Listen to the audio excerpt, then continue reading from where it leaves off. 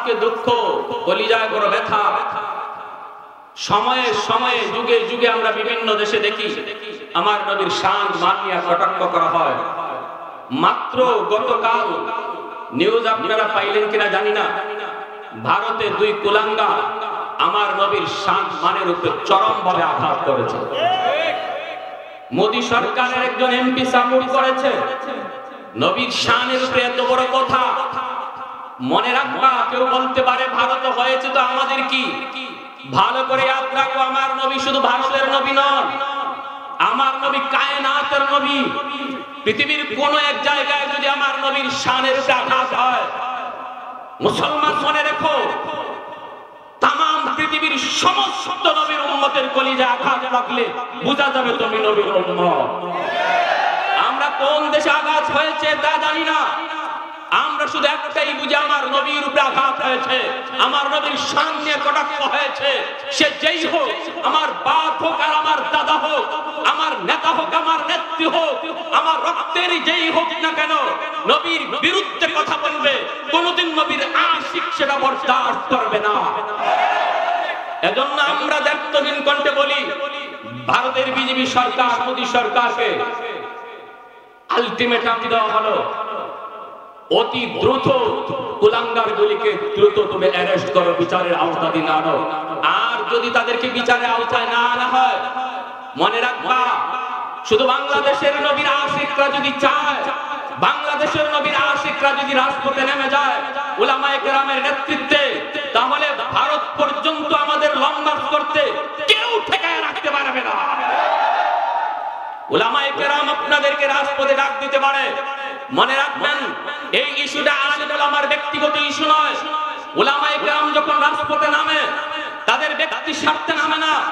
উলামায়ে কেরাম নবীর হাদিস পড়ায়, এর ভিতরে যেই মজার, যেই শ্বাস, মন্ত্রী এমপি হওয়ার ভিতরে এই স্বাদ নাই। সেই হাদিসের মসনদ রেখে তারা যখন রাজপথে নামে, মনে রাখতে হবে গোটা মুসলিম উম্মার ঈমান বাঁচানোর জন্যই তারা রাজপথে নামে। তখন আলেমদের ডাকে প্রত্যেকটা নবীর উম্মতকে আশিকদের রাজপথে হাজির হয়ে জীবন দিতে হলে জীবন দিব। কারা কারা তৈয়ার? হাত উঠিয়ে দেখা। নারে তাকবীর, নারে তাকবীর। ইসলামের শত্রুরা,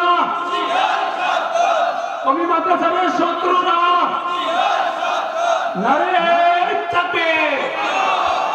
প্যারে হাজিরিন, আমরা আমাদের নিজের উপরে গালি সইতে পারবো, কিন্তু আমার নবীর সামনে কথা বললে সইতে পারবো না। কারণ এর সাথে আমার ঈমানের সম্পর্ক। আমার নবীর বিরুদ্ধে কথা বলবে আর আমি চুপ থাকবো আর হাসরের মাঠে নবীর সুপারিশ পাবো, অসম্ভব, হতেই পারে না, হতেই পারে না। যদি আমি বলি নবীর উম্মত আর আমি কানে শুনলাম আমার নবীর বিরুদ্ধে কটাক্ষ হয়েছে, অথচ আমি আমার অবস্থান থেকে প্রতিবাদ করলাম না, মনে রাখবেন হাসরের মাঠে নবীও আপনাকে চিনবে না, চিনবে না। কারণ এটা ঈমানের সাথে সম্পর্ক। লাকাদ মান্নাল্লাহু আলাল মুমিনিন ইয বা'আসা ফীহিম রাসূলা। আল্লাহ পাক রব্বুল আলামিন বলেন, মুমিনদের জন্য যত প্রকারের নিয়ামত আমি আল্লাহ তাদেরকে দান করেছি, সবগুলি নিয়ামত, সবগুলি নিয়ামতের উপরে সবচেয়ে বড় নিয়ামত হলো আমি তাদের মাঝে আমার নবী, আমার রাসূলকে পাঠাইছি। সুস্থ দুটা হাত আমার আপনার কাছে নিয়ামত, সুস্থ দুটা চোখ আমার আপনার কাছে নিয়ামত, আল্লাহর পক্ষ থেকে নিয়ামত। সুস্থ দেহ আল্লাহর পক্ষ থেকে নিয়ামত। অক্সিজেন নিতেছি আল্লাহর পক্ষ থেকে নিয়ামত। যত প্রকারের নিয়ামত, যত প্রকারের নিয়ামত আমি আপনি গণনা করব, হয়তো বা গণনা করে শেষ করতে পারবো না। আল্লাহ বলেন সব নিয়ামতের উপরে সবচেয়ে বড় নিয়ামত হলো আমি আমার নবীকে তোমাদের মাঝে পাঠাইছি।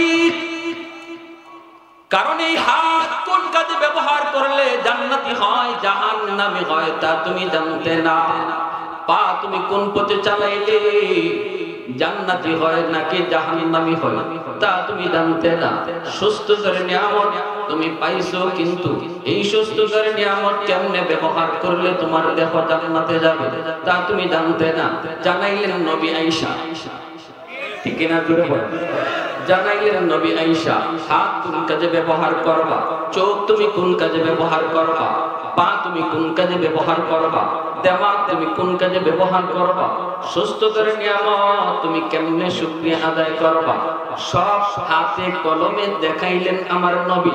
এজন্য আল্লাহ বলেন, নবী তোমাদের কাছে পাওয়ার সবচেয়ে বড় নিয়ামত। নবী না পাইলে তোমার সব নিয়ামত জাহান্নামের লাকড়ি হইতো।